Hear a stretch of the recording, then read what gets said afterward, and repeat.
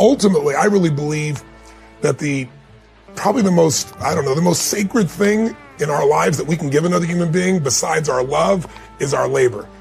You think about it, your labor is your energy, it's your time, it's your emotion, it's your intellect, it's your spirit to some extent.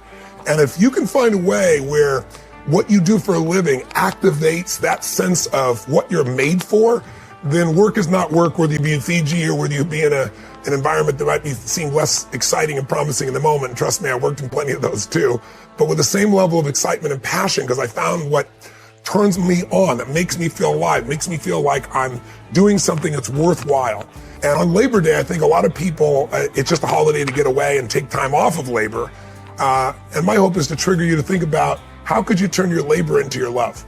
I think it was Mark Twain who said, when your vocation becomes your vacation, that's when life becomes truly magnificent. And I'm privileged enough to have that, but I pursued it. And one of the secrets that I found, and I know you know this in your soul, is that we all know if you're going to be masterful at something, you don't show up, as the best in the world at something. You don't show up in environments that you want to be in. You get there because you did things for thousands and thousands of hours. Most of you know the concept of mastery taking 10,000 hours. It's an arbitrary number, but I'm sure you've heard about it. You want to get really good at something, it's 10,000 hours, because when you do something enough with enough intensity, enough intention to constantly get better, when your labor is your love and where your labor is something you have to always get better at, then usually what happens is you get these insights that allow you to serve more. But I also think that labor, we're talking about this weekend, what makes people fulfilled by their labor is their motives for it. If your motive is just to make money or just to pay your bills or just to get rich or whatever you think that's going to be, those people never really are fulfilled even if they make the money. The most fulfilled human beings in my experience, and I've had the privilege of working with literally 4 million people from 125 countries now around the world, the people that are most alive, regardless of the economics, are people that have found something that they really feel the motive is more than just themselves. We all know what it feels like when you're trying to do for something for someone you love and you're not doing it as a trade, you're not trying to get something back, you're just doing it because it's what you're made for. And I always tell people motive does matter. That if you're just doing something for yourself, there's nothing wrong with that because life supports whatever else supports life. If you're part of life and you're trying to do something that's going to make your life better, I think the universe, God, whatever proper term for you, whatever your belief system is, infinite intelligence gets connected to you and it gives you insights. But I think if you're trying to serve more than yourself, more life than just you, when things support more of life shows up to support you. You get insights you won't get when you're just trying to somehow, make your labor happen or get the job done. So labor could be love, and it isn't for most people. Most people, I think, are unhappy in their life because they look at labor as work. They look at it as, why should I have to effort so much? And in my experience, effort is the reward. If you are doing something you love, it's there. So if you don't have it, you might say, Tony, that's all wonderful. You're in Fiji and you do what you love and I don't have that. I'm not coming from that place. I'm coming from the place of saying you can discover something that you're really passionate about, but in order to do it, you got to get out of the story of what you can't do and you got to put yourself on the line. Most of us came up with our labels based on how we behaved. But really smart people can do stupid things. Really nice people can be mean. Mean people can be nice. And so if you judge yourself too soon, and most people's identity, their labels for themselves, who they think they are, has been based on their past and often many years ago. And so they don't update it. So the metaphor I'd give for identity is like, it's your comfort zone. It's not your goals. So if you took a temperature in the room and it said 68 degrees is my comfort zone, physically, emotionally, financially, I want more in my relationship. I want more physically, energy-wise. I want more financially in my career, but this is what I'm used to. And so what happens? People stay in their comfort zone for the most part. And then let's say something happens and you dip. You're a 68 degree, or that's your mentality, and you drop down to 62, 61, 60, somewhere around 60 or 59, the heaters kick on and go, whoa, whoa, whoa. You're a 68 degree, what the hell are you doing? We've all experienced that. All of a sudden you go, I'm not going to live like this anymore. I'm not going to be in this relationship. I'm not going to be fat like this. Boom. And you get this drive and you start to change. But what most people don't understand is it happens on the upper end too. Meaning, let's say you got momentum, you start crushing it, you start doing even better than you think. You go from 68 to 70, 88, you're at 98 degrees. Financially, emotionally, spiritually, whatever the metaphor is. And then what happens? You're going to say, hey, your brain goes, who the hell do you think you are? You're not a 98 degree here, right? get back to 68. And if nothing else, the heaters stop, you lose your drive, and that'll drift you back. And not enough, the air conditioner can kick on, and you start to kind of sabotage yourself till you get back to your comfort zone. So unless you expand your identity, change is temporary. Identity is the strongest force in the human personality. If you look at Lance Armstrong, who has a mixed identity now in the culture, this is a guy that had to win and found a way to win. So when he was told he had cancer in his lungs, in his brain, and in his testicles, and he rides a bike, and he's gonna die, his answer was, no, I'm a champion. I find the way. I will find the answer. And he did. Now, unfortunately, he bent the rules around the sport, and it kind of ruined his reputation, obviously. But that mentality, his identity is why he survived. Other people told they have cancer, and they're like, it's over. They give up. They start arranging their affairs.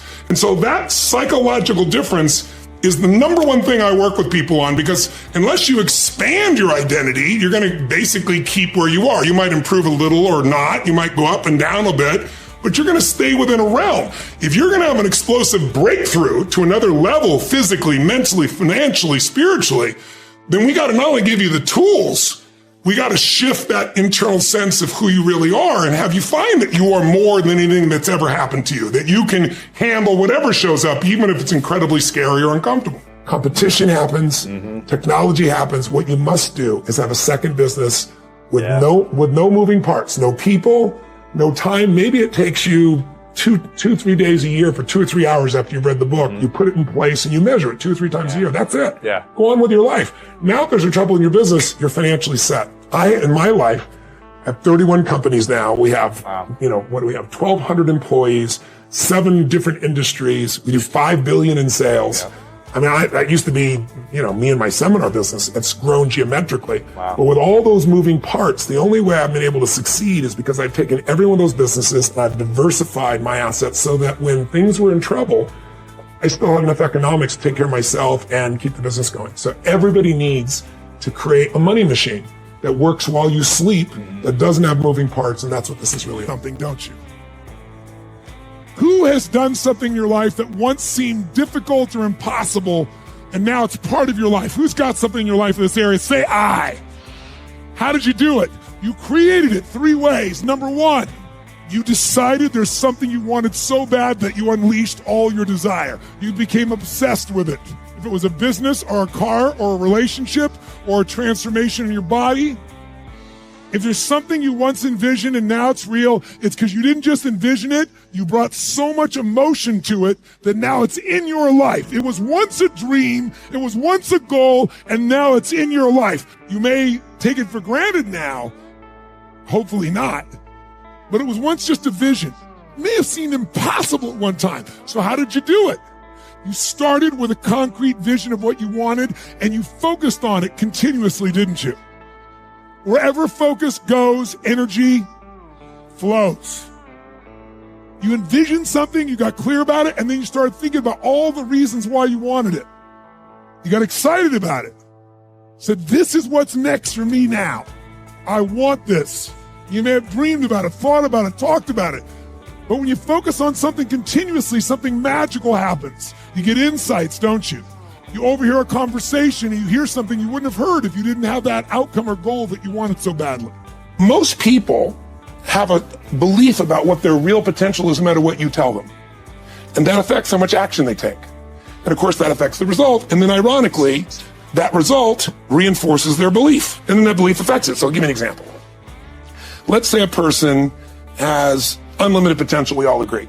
But they take little action, little results. Why? Because they have to start with a problem with their belief. They don't believe it's really going to happen for me. Maybe for Frank Kearns because he's got the cool hair and stuff, or maybe it's for you because you're so driven, but it's not me. Maybe Tony Robbins because he's a freak, got these big teeth. Whatever their thought process is, right? They got this thing, right? But what happens is, if you believe that there's very little potential, how much action are you going to take? Nothing, little. And when you take little potential with a little action, what kind of results do you get? Lousy little results. And when you get little results, what does that do to your belief? You go, see, I told you this was a waste of time, told you this wouldn't work. And then what happens? You tap even less potential. You take even less action. You get even worse results, and your belief gets even weaker. And this sucker feeds on itself until you are in the downward spiral. It's poisonous. It's poisonous and it's self-fulfilling. Now, what if something could happen that could come along and fill you with a sense of absolute certainty? Not like I believe, but mean where you know. In you guys' case, mine as well, we knew because we had to. Because we burned the boats. There was no other option. We had to find a way. We weren't going to live that way. We all did it in different ways and for different reasons, but in essence, that was it. If you get yourself in a state of certainty that this is going to work, I'm going to find a way, and if this doesn't work, I will make the way, then you tap a lot more potential. And when you're certain in your potential, you take massive action. When you take massive action, you really believe in something, you get great results. When you get great results, your brain goes, see, I told you I was a stud. I told you this thing would work out. Now you're even stronger. You tap more potential, take greater action, greater results. That's how you went from $300 in a week to $2,500 in 5 days to $100,000 in a month to $1 million in a day. Same thing with you. And we get momentum. That's why the rich get richer and the poor get poorer. Now, some people go out and they go, well, I'm going to take a bunch of action. All right, I'm going to open this product. I'm going to try it. And they'll say to you, I even did it. But it's like a salesman who goes and knocks on the door, and he knocks on 100 doors and says, you don't want one of these, do you? Yeah, exactly right. You know? And even if he doesn't say it verbally, his face says it because he doesn't believe it's going to work. So his voice, his body, the execution is so weak. Maybe if he talks to 100 people, somebody's going to buy out of pity. They don't want his kids to starve, right? But he's not going to get the result. So the core difference in people is how do you produce certainty when the world isn't giving it to you? You go out and you try. In your case, you're 100,000 in debt and nothing's working.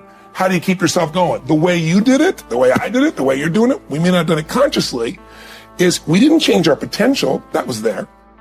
And it wasn't even taking more action. Taking more action with a belief it's not going to work, it's not going to change anything. We got results in our head that made us feel certain as if it had already happened. The secret to living is giving. Do it when you don't have it, and I promise you, scarcity will leave your life.